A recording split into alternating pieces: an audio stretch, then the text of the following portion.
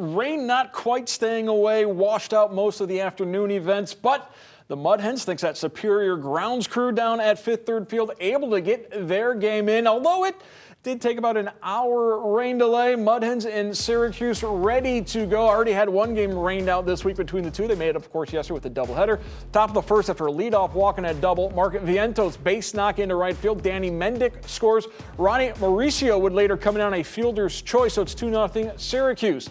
Next inning, Mets load the bases, but Zach Logue gets Marsurio to ground to third. Andre Lipsius over to first to keep it a 2-0 game. Go to the fifth inning.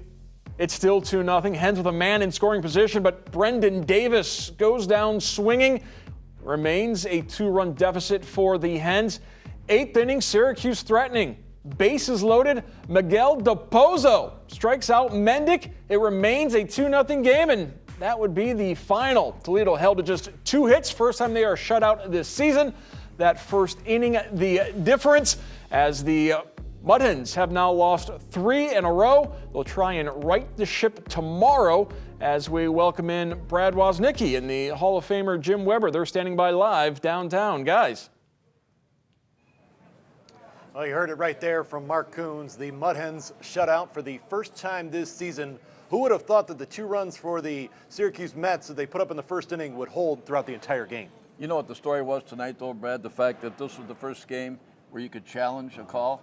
And we saw that the new portal that shows every pitch, there were some challenges that should have been made. I guess they're just not used to it. But there was a walk issued that showed it was a clear strike.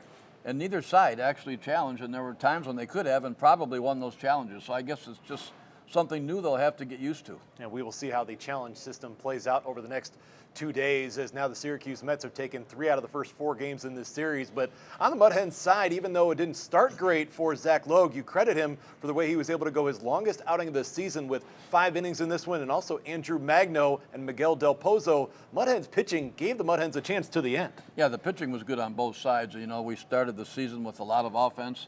You're not going to do it every day, and obviously we didn't do it today.